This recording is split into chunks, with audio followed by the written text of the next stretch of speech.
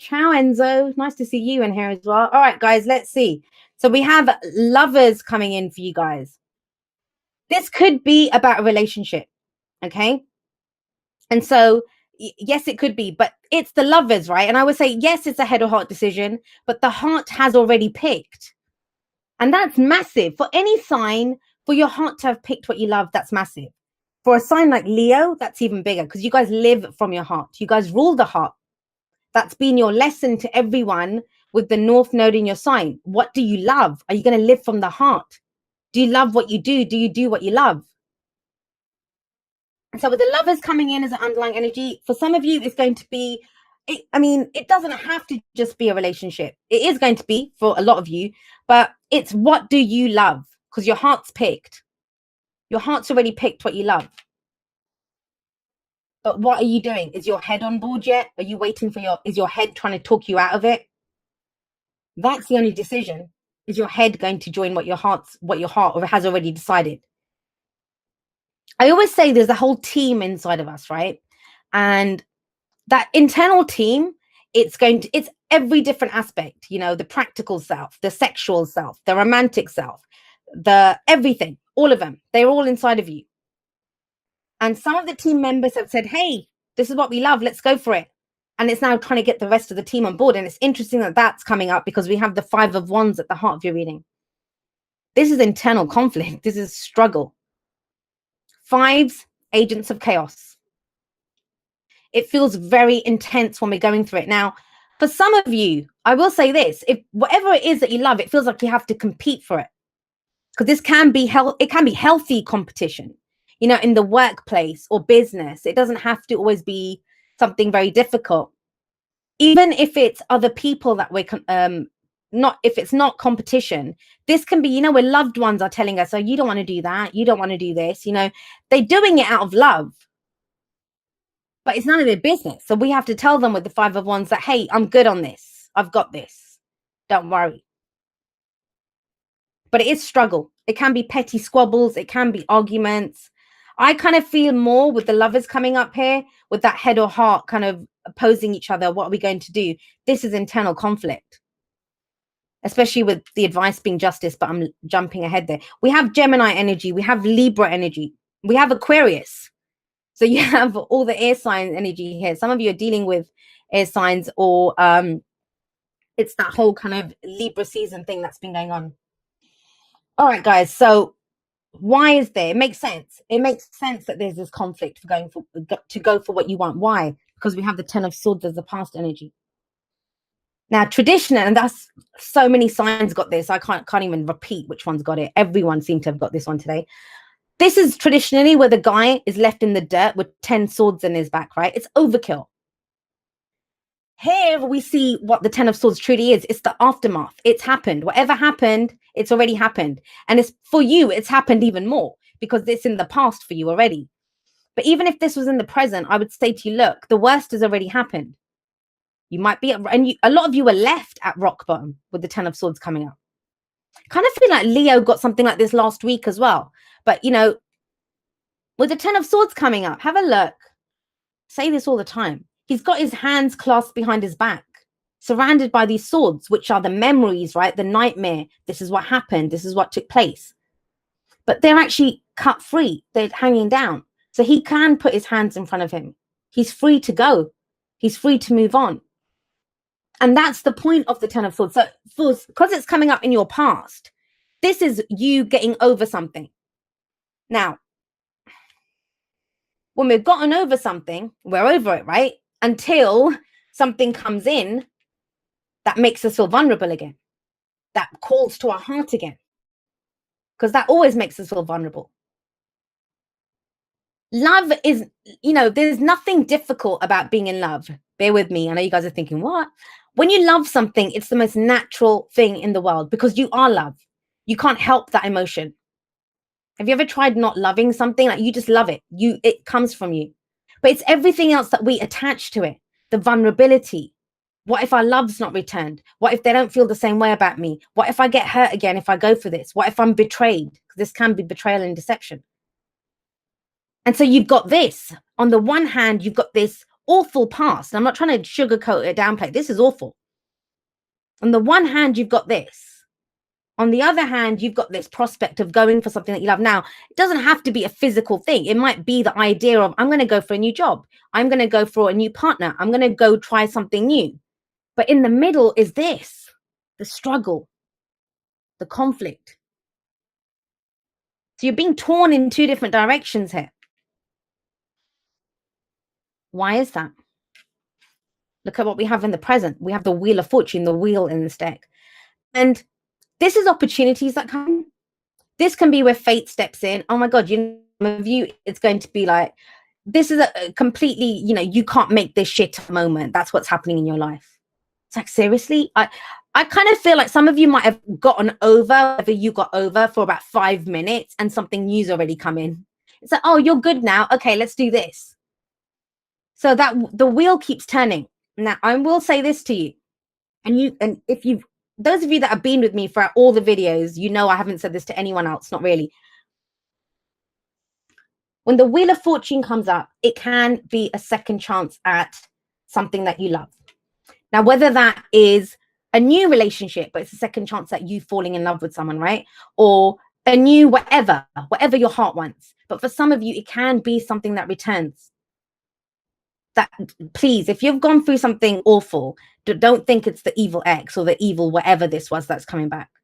Because the wheel is the comp for Jupiter. I usually see it as a change in your luck. A change in luck from this is going to be something good, right? It's not going to be something that's the same.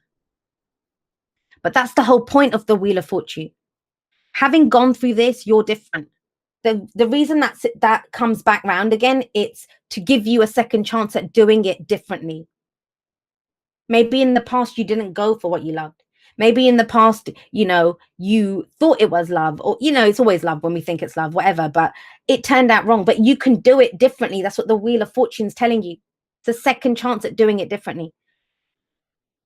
But that's your struggle right now.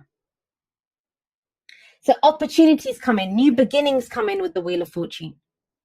We could have met someone and it reminds us of someone from the past. We could be in a situation, like a work situation. It's like, oh my God, is the same shit going to happen again? No. Beautiful energy here. Look, you have 6 cards here, Leo. 6. 4 of them are major arcana. Major arcana. The only 2 that are minor, let me tell you the difference. Major arcana is energy that happens to us, the opportunities that come in for us. Yes, we still have free will. We still have choices on how we deal with that energy. Minor arcana is more the energy that we put out. What are we doing? What are we initiating? How do we want to do this? Well, one of them's in the past. So you did whatever you did to get over this. Now, what's coming from this conflict? But this is, for some of you, this is an amazing connection. And this is why I don't answer questions. When people say to me, how does so-and-so feel about me? How does he feel about me? How does she feel about me? Because sometimes you can feel love for something. It doesn't matter if that person loves you or not. It doesn't matter. Because sometimes you can love something. This is you, Leo, coming up for you. You can love something, but you can still be afraid of how it's going to turn out. We all have fears and doubts. We've all had experiences. We all come from whatever this was. That's why we look at the past, to show us why we are where we are now. I don't know why it almost feels like this, for some of you, I don't know for who this is, but it's kind of even a reward now. It's almost like you've gone, and I don't usually believe in rewards and punishments from the universe, but it could feel like that after you've struggled so much, now this is a beautiful opportunity that's coming in for you. This is that payout. You might have asked yourself a million times, why am I going through this? Why does this keep happening to me? That's why, because now that opportunity comes in. Now, if you take that opportunity, if you act on it, and we are the ones that turn fate into destiny, the lovers tells you how to do it, to go for what you love. Go for what you love. What comes out of healing and a new beginning? We have the star coming up here. This is the hope that comes from a new beginning.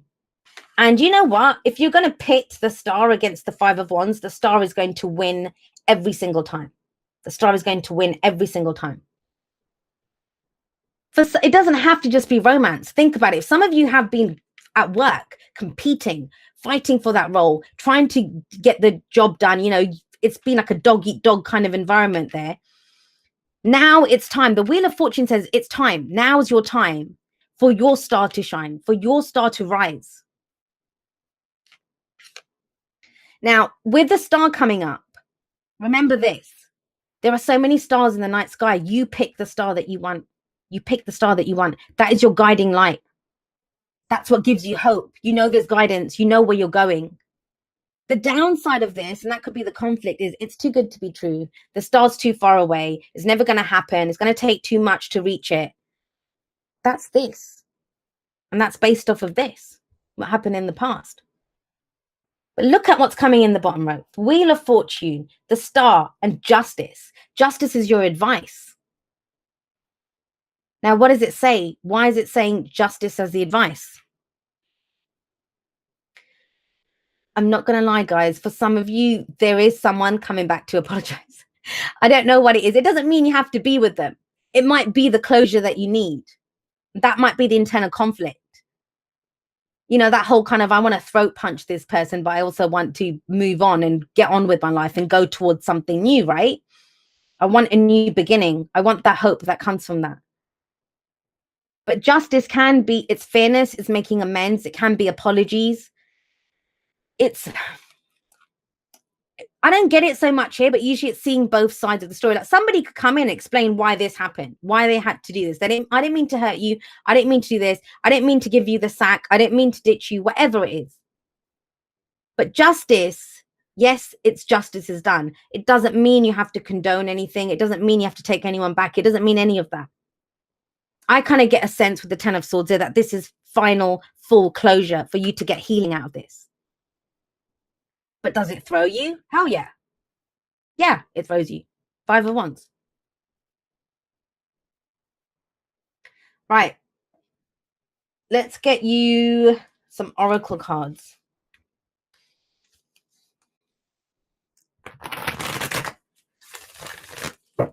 It's strong, guys. It's strong. And it's almost, it's the Wheel of Fortune and the star. Like, these are amazing energies to come in. This is the universe has your back. None of this was in vain. That's what this energy is. All right. So Libra energy is clarified by Aries energy. The Emperor.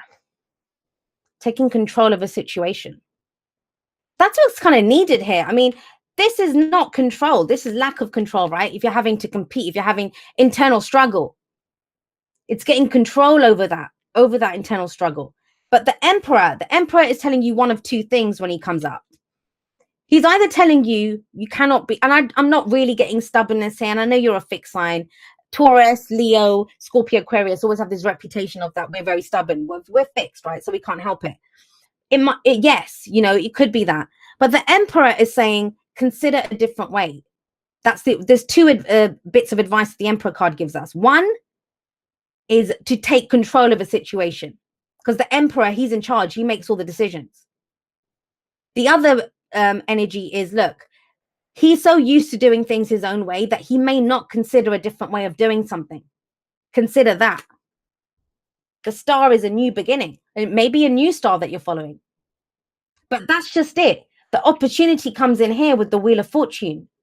But opportunities, they're just doorways. We get to do what we do with them. We have to walk through them. We turn that fate into destiny by our actions, by our choices.